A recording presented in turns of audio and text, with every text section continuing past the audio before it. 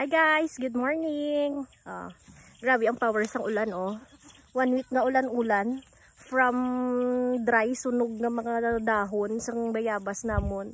Subong very healthy na sila guys oh. Yan. Tapos nag-start naman sila sang pangbuyog. Yeah. They are starting na nga mag pambuyog kay nga na sila. Yes, very healthy na gid sila guys. Thank you for the rain. Thank you for sunshine. Thank you for sunshine. Thank you for rain. Damo naman sila sang mga buyog. Anong tawag sini sa Tagalog? Ang buyog. Yeah, very healthy. Thank you so much for the rain. Papakita ko sa inyo. Naara guys, ang puno sang bayabas namon.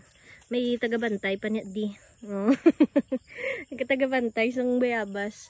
Ari na oh, very healthy na siya guys. Last week sang waay pa nag-ulan-ulan. As in sunog-sunog niya ang iya nga mga dahon.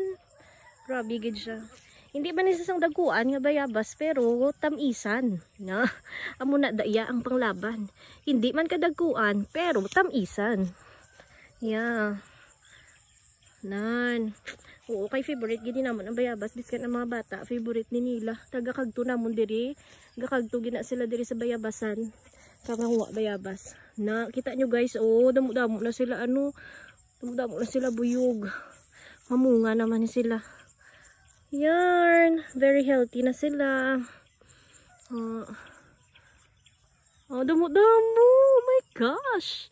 More bayabas to come naman. Yeah.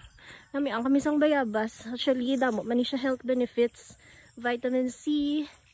Na, diba? Number 1 gid.